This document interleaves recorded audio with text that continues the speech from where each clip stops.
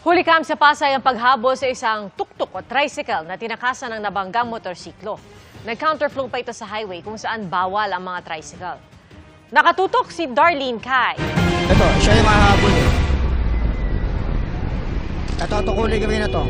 Ayan, yung kulay gawin na yan. Binabaybay ng motorsiklong may kuha nitong dashcam ang Roxas Boulevard sa Pasay. Nasa unahan nito ang isang tuktok o tricycle mula pa sa Baclaran. Pero nang paakyat na sa flyover sa EDSA, nahagip nito ang motorsiklong may magkaangkas. Ang mga natumbang sakay ng motorsiklo, iniwan na lang basta-basta ng tricycle. Hindi talaga siya tumitigil, oh. May nasagi na siya, hindi pa rin siya tumitigil. Hinabol ng rider ang tricycle hanggang pumasok sa service road. Doon nakitang may pasahero pa pala ang tricycle. May sakay pa pala! May sakay pa siya! Mula sa service road, lumiko ito pabalik sa Roxas Boulevard kung saan ito nag-counterflow. Kumaliwa ito at pumasok sa isang kalsada. Tumulong na rin ang iba pang rider sa paghabol sa tricycle. Umikot lang.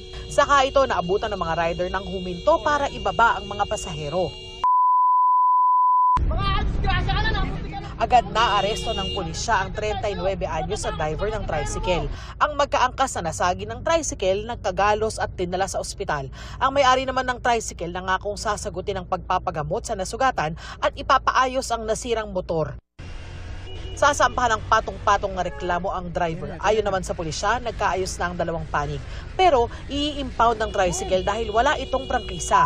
Kasama rin ang tricycle sa mga e-bike at e-trike na ayon sa LTO ay bawal sa mga major roads sa Metro Manila gaya ng Roxas Boulevard. Nananawagan po ako sa mga